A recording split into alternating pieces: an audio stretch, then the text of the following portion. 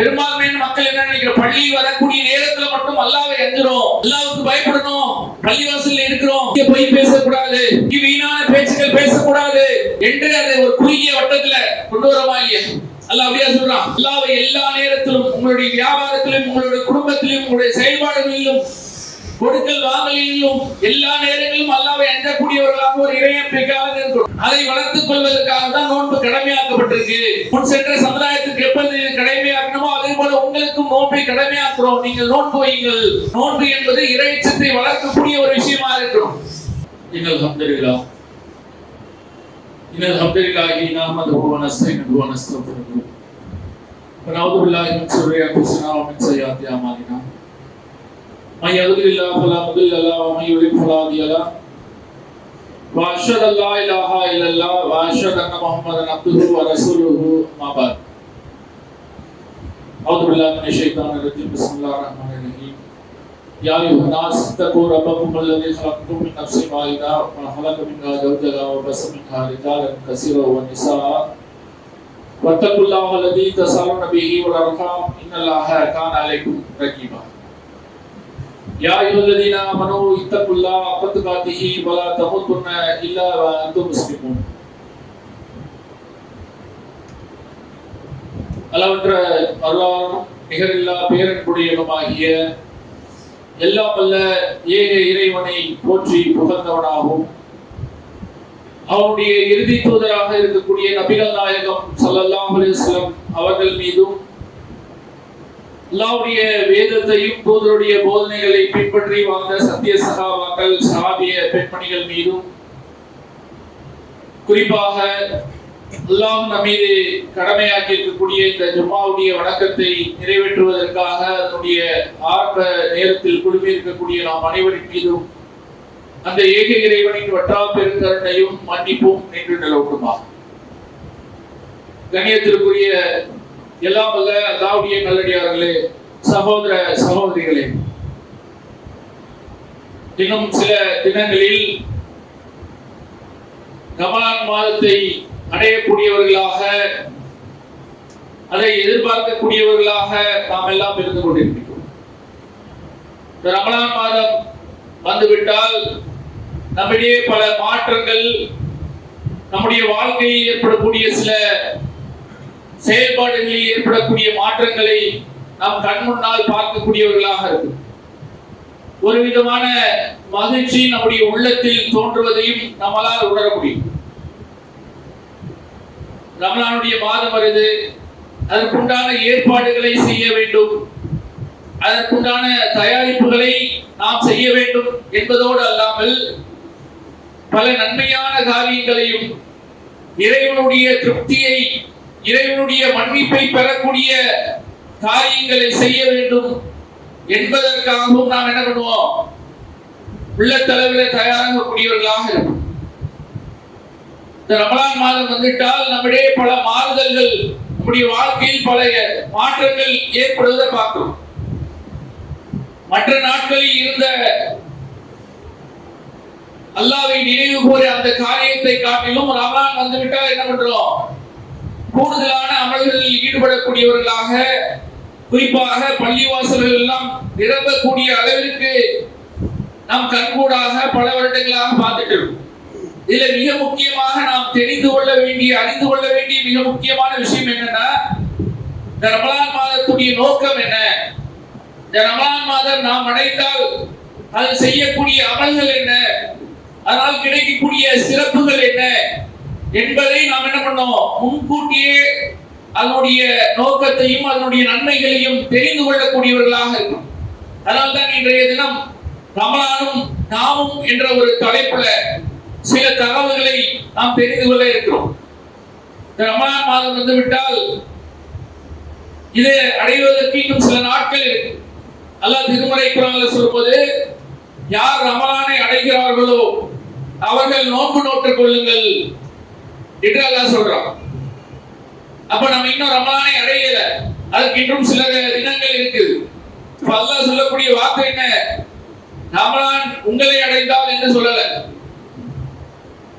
அல்லாஹ் அப்படி சொல்லல, ரமலான் உங்களை அடைந்தால் நீங்கள் நோன்பு நோற்றுக் கொள்ளுங்கள் என்று அல்லாஹ் சொல்றான். அல்லாஹ் என்ன சொல்றான், ரமலானை நீங்கள் அடைந்தால், நீங்க அந்த மாதத்தில் இருந்தால், அது ஒரு அர்த்தம் இருக்குல்ல.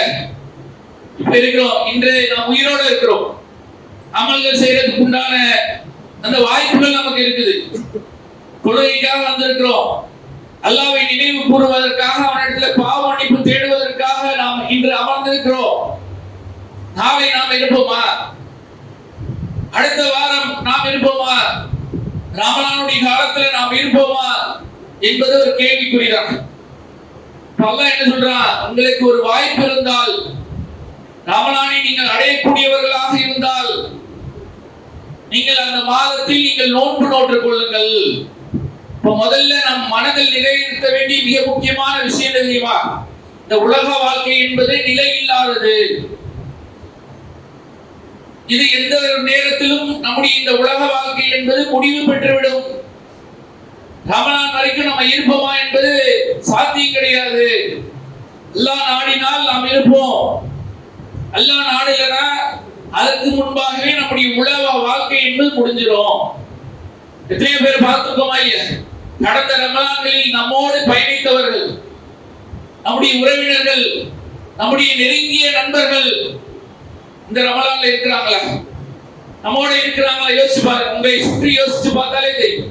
எத்தனையோ நபர்கள் நம்மோடு கடந்த வருடங்களில் ரமலானை கழித்தவர்கள், ரமலானில் நம்மளோடு நின்று வணங்கியவர்கள், நம்மளோடு இஃப்தாரை நோன்பு திறந்தவர்கள், சஹர் உணவை நம்மோடு சாப்பிட்டவர்கள் இந்த ரமலான்ல இல்ல.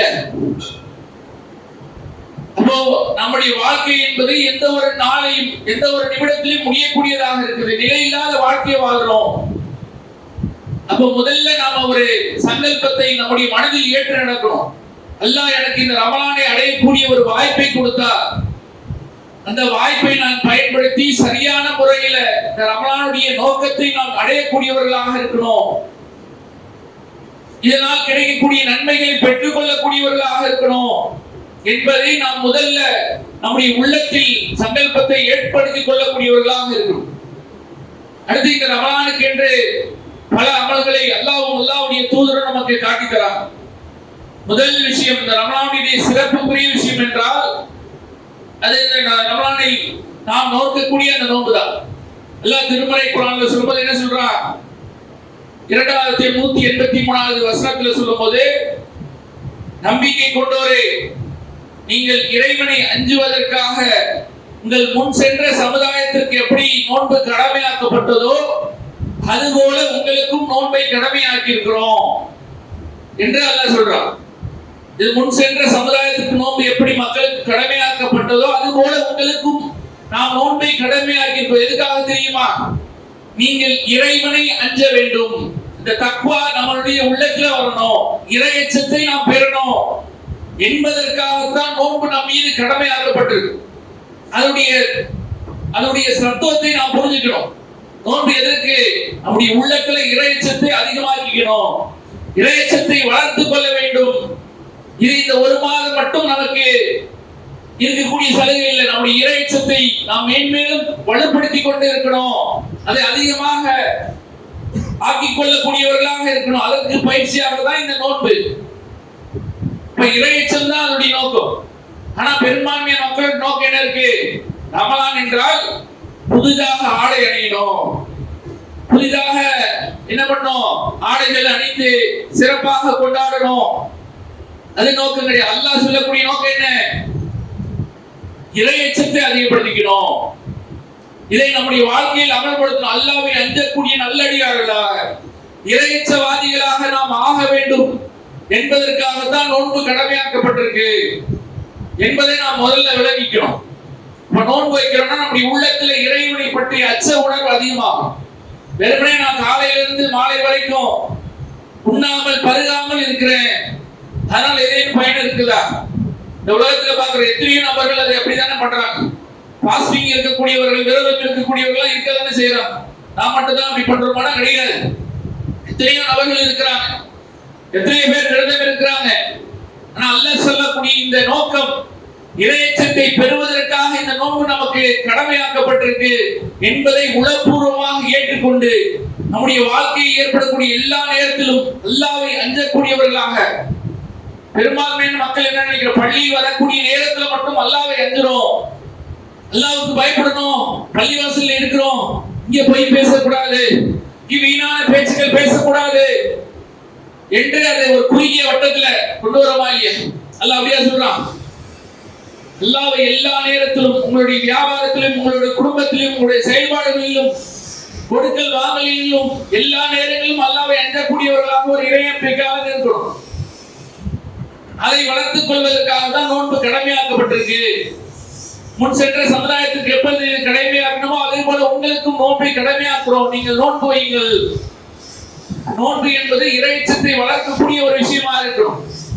அப்ப முதல் விஷயம் ரமலானுடைய நோன்பு. இதுதான் இந்த மாதத்திற்கு உண்டான சிறப்புக்குரிய விஷயம். இன்றைய காலங்களில் அல்லாஹ்வுடைய தூதர்கள் மதீனா மக்கால இருக்கக்கூடிய காலங்கள்ல நோன்பு என்பது கடமையாக்கப்படல.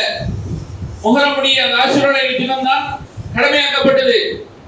அல்லாஹ்வுடைய தூதர் மதீனாவுக்கு வந்த பிறகுதான் நோன்பு என்பது கடமையாக்கப்படுது. அப்ப இந்த நோன்பு என்பது நாம் இந்த ரமலான் மாதத்துல வைக்கக்கூடிய நேரத்துல இறைச்சத்தை வளர்த்து கொள்ள வேண்டும் என்ற உணர்வோடு நாம் வைக்கிறோம்.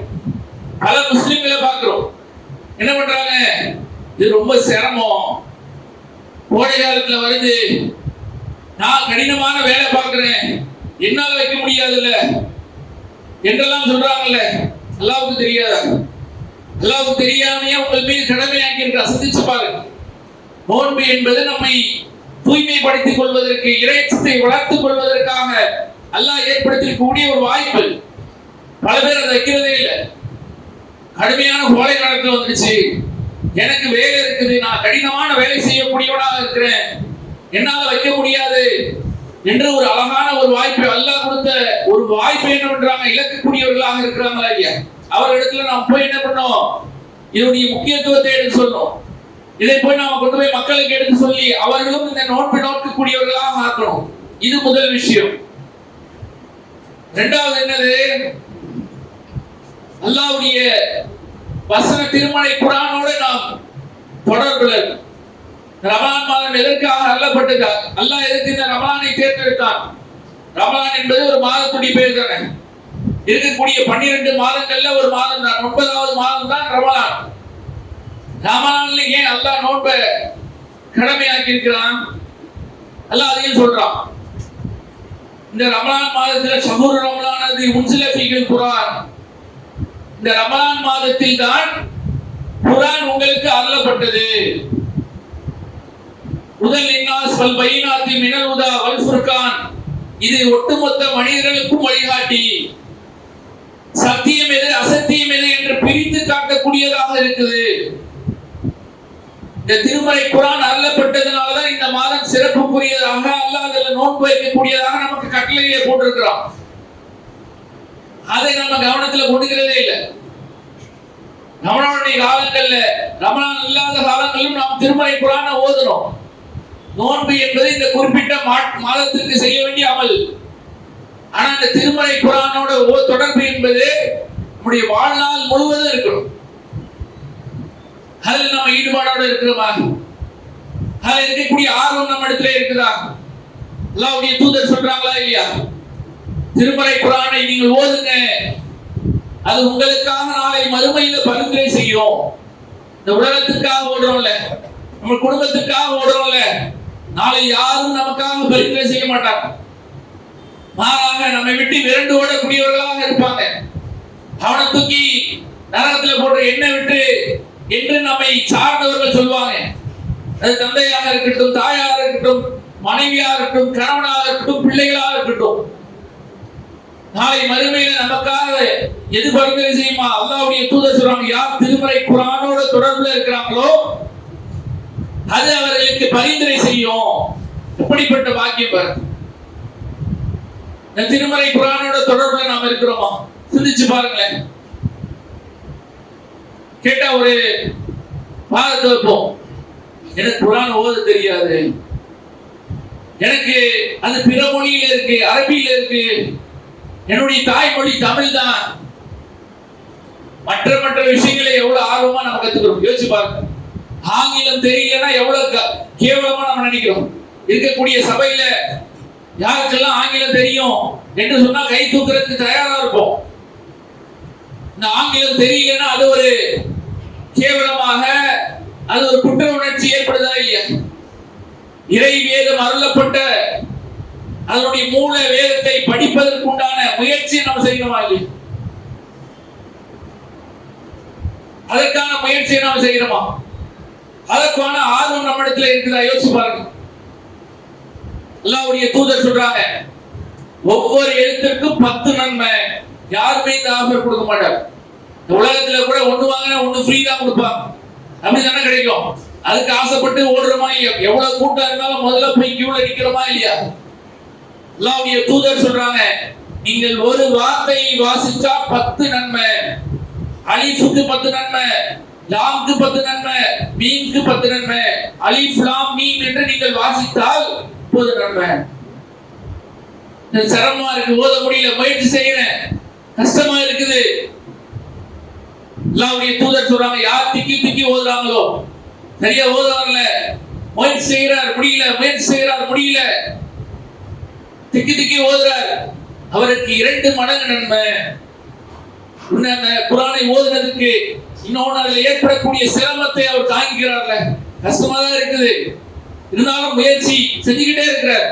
அல்லாஹ்வுடைய வேதம், அல்லாஹ்வுடைய கலாம், அதை நான் விட்டுற மாட்டேன், அதை நான் கத்துக்கணும் என்ற ஆர்வத்தோடு செய்கிறார்ல, அது கிடைக்கக்கூடிய நன்மை 2 மடங்கு கூலி என்று சொல்றான். சிந்திச்சு பாருங்க, அதுல நம்முடைய ஆர்வம் இருக்குதா? காலையில எழுந்த உடனே எனக்கு பேப்பர் படிக்கலன்னா எந்த வேலையும் செய்ய முடியாது பாய். காலையில ஒரு நடைப்பயிற்சி, ஓட்ட பயிற்சி எல்லாம் செஞ்சாதான் அந்த நாளே எனக்கு புத்துணர்ச்சியா இருக்கிறோம் என்று இந்த உலகத்திற்கு உண்டான தேவைகளை நாம் என்ன பண்றோம்? ஒரு கால அட்டவணை போட்டு செய்யறோமா இல்லையா? அல்லாஹ்வுடைய வேதத்தை படிப்பதற்கு நேரத்தை ஒதுக்குறோமா? அதற்காக ஆர்வப்படுறோமா? தெரியலன்னா தெரிந்து கொள்ள வேண்டும் என்று ஆவலோடு இருக்கிறோமா? அப்ப இந்த ரமலானுடைய காலத்துல நாம் சிந்திக்க வேண்டிய மிக முக்கியமான ஒரு விஷயம் இது. அல்லாஹ்வுடைய வேதத்தோட நான் தொடர்புல இருப்பேன். அந்த வேதம் எதை சொல்லுகிறதோ அதை என்னுடைய வாழ்நாளில் நான் கடைபிடிப்பேன். அதை பிற மக்களுக்கும் நான் எடுத்து சொல்லுவேன். இதை ஒரு முயற்சியா நான் செய்வேன். இதற்கென்று நான் நேரத்தை ஒதுக்குவேன் என்று உளப்பூர்வமாக இதற்காக நாம் என்ன பண்ணோம்? நேரத்தை ஒதுக்கக்கூடியவர்களாக இருக்கணும். அடுத்து என்னது? இந்த ரமலான் மாதம் அல்லாத எல்லா நாளும் செய்ய வேண்டியது. ஆனா ரமலான்ல கூடுதல் ஆர்வத்தோடு நம்ம செய்யக்கூடிய ஒரு அமல் என்பது கியாமுல் லைல் என்று சொல்லக்கூடிய இரவு தொழுகை. இது எல்லா நேரங்களிலும் செய்யணும். நாம என்ன நினைக்கிறோம்னா, ரமலான் மாதம் வந்துட்டா மட்டும் நாம் தொழுகையில இரவு தொழுகை தொழுகிறோம், மற்ற நேரங்களில் அது நம் மீது விதிக்கப்படல என்று நாம் நினைக்கிறோம். இது எல்லா காலங்களும் ரமலான்ல நாம் சிறப்பாக செய்ய வேண்டிய ஒரே அமல் நோன்பு நோக்கிறது தான். மற்ற எல்லாமே குர்ஆன் ஓதுறதாக இருக்கட்டும், இரவு தொழுகையாக இருக்கட்டும், எல்லாம் எப்படி எல்லா காலங்களிலும் செய்ய வேண்டியது. அல்லாஹ்வுடைய தூதர் அவங்க சொல்றாங்க, பரலான தொழுகைக்கு பிறகு சிறந்த ஒரு தொழுகை என்பது எது தெரியுமா? இரவு தொழுகை தான். இரவு தொழுகைக்கு இருக்கக்கூடிய சிறப்புகளை நாம் தெரிஞ்சுக்கிட்டா அதை விடவே மாட்டோம். அல்லாஹ்வுடைய தூதர் இந்த இரவு தொழுகை அதிகமாக மக்களுக்கு வலியுறுத்துவாங்க. தங்களுடைய நெருங்கிய உறவுகளுக்கு அவங்களுக்கு இதை வலியுறுத்துவாங்க. ரமலான் காலம் வந்துட்டால் இரவு மக்களை எழுப்பாங்க, தன்னுடைய மனைவிமார்களை எழுப்புவாங்க, தொழுகைக்காக நில்லுங்க. ஆனா அதுல எவ்வளவு ஆர்வத்தோட நாம இருக்கிறோம் யோசிச்சு பாருங்க. நீங்களே உங்களுக்கே தெரியும். நம்மையே சுய பரிசோதனை செஞ்சுக்கலாம். இமாம் அல்லாஹ் அக்பர் என்று கட்டுவார், அல்ஹம்து சூரா ஓதுவாங்க, ஒரு நீண்ட பெரிய சூரா ஓதுவாங்க. தொழுவுடன் வந்திருப்போம், வந்து என்ன பண்ணுவோம்? ஓரமா வந்து சவத்துல சாஞ்சிட்டு உட்கார்ந்துருவோம். அல்லாஹ் அக்பர் என்று கட்டிட்டு அல்ஹம்து சூரா ஓதிட்டு ஒரு துணை சூரா பெரிய சூரா ஓதிட்டு அல்லாஹ் அக்பர் என்று ருக்குக்கு போனோம்னா குடுகுடுன்னு ஓடி வருது. தொழுகையும் தொழுதா மாதிரி ஆயிடுச்சு. நமக்கு இருக்கக்கூடிய ஆர்வம் பாருங்க, நம்மளால நிக்க முடியல, நம்மளால தொழுக முடியல. அல்லாஹ்வுடைய தூதர் தான் தொழக்கூடிய நேரத்துல இரவு நேரங்களில் அல்லாஹ்வை வணங்கக்கூடியவர்கள் எப்படி இருந்தாங்க யோசிச்சு பாருங்க. அவருடைய கால்கள் நீங்கக்கூடிய அளவிற்கு நின்று வணங்கினாங்களா இல்லையா? சஹாபாக்கள் கேட்கிறாங்க, ஆயிஷா அவங்க கேட்கிறாங்க, நீங்கள் தான் முன்பின் பாவங்கள் மன்னிக்கப்பட்டவராயிடுச்சு, எதற்காக இவ்வளவு சிரமம்? அல்லாஹ்வுடைய தூதர் என்ன சொன்னாங்க, நான் அல்லாஹ்வுக்கு நன்றியுள்ள அடியானா இருக்கணுமா இல்லையா? அல்லாஹ் எவ்வளவு அருள் கொடைகளை எனக்கு கொடுத்திருக்கிறான், அதை எண்ணி விட முடியுமா? அல்லாஹ் கொடுத்த அருள் கொடைகளை எண்ண முடியுமா? சுவாசிக்கக்கூடிய காற்றாக இருக்கட்டும், நாம் அருந்தக்கூடிய நீராக இருக்கட்டும், நாம் உண்ணக்கூடிய உணவாக இருக்கட்டும், நம்முடைய உடலாக இருக்கட்டும், இப்படி எண்ணற்ற அருள் கொடைகளை அல்லாஹ் வாரி வழங்கி இருக்கிறான். அவனுக்கு நன்றி செலுத்தக்கூடியவர்களாக நாம் இருக்கணுமா இல்லையா? அந்த இரவு தொழுகையும் நாம் ரமலான் மட்டும் அல்லாத எல்லா காலையிலும் எதற்காக ஜமாத்தா நம்ம மர்கஸ்ல வைக்கிறோம்னா, மக்கள் அதுல ஆர்வமா இருக்கணும். அல்லாஹ்வுடைய தூதர் ஜமாத்தா தொழுகையே, அல்லாஹ்வுடைய தூதர் அவங்க 21, 22, 23 நாட்கள்ல 3 நாள் பள்ளியில வந்து தொழுதுக்கிறாங்க.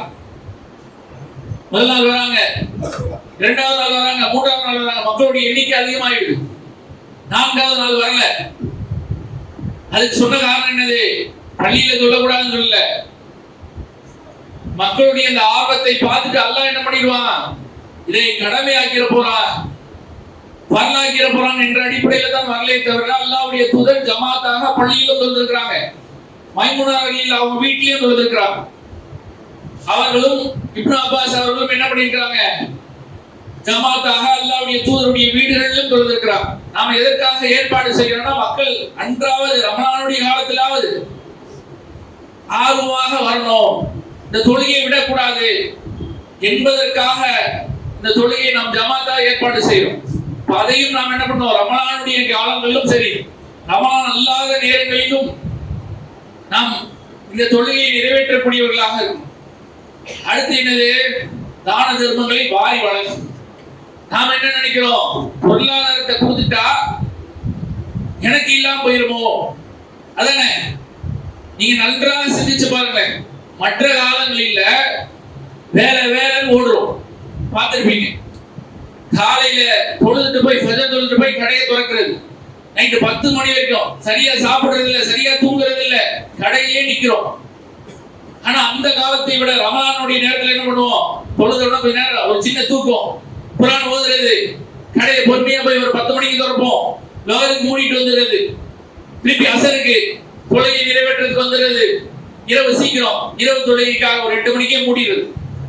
ஆனா அந்த மாதிரி பாருங்களேன், மற்ற காலங்களை விட பொருளாதாரம் அதிகமா செலவு செஞ்சிருக்கும், பார்த்திருப்பீங்க. மற்ற காலத்துல நம்ம சாப்பிடாம தான் இருக்கிறோம், இருந்தாலும் பொருளாதாரத்துல ஏதாவது மீறதான கிடையாது, அதிகமா செலவு செய்யும். அல்லாஹ் கொடுக்கதானே செய்யறான். அல்லாஹ்வுடைய தூதர் சொல்றாங்க, நீங்க மக்களுக்காக செலவு செய்தால் உங்களுக்காக யார் செலவு செய்வா?